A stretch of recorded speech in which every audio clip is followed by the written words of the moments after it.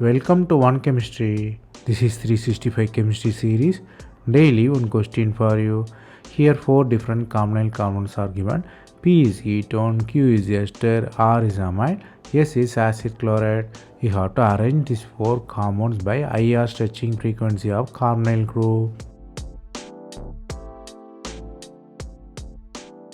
Here the carbonyl stretching order is SQPR. The reason is more positive charge on the carbon means you have more stretching, smaller the bond length, so higher will be the stretching frequency. The problem here is electron donating group decrease the positive charge on carbon because its electron rich donated and positive charge reduced.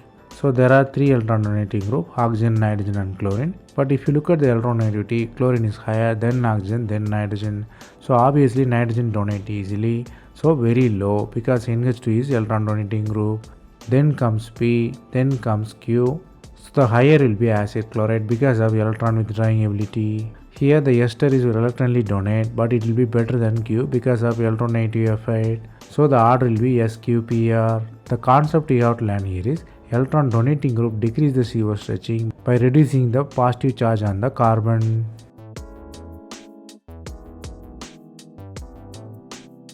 That's all from this video. Thanks for watching.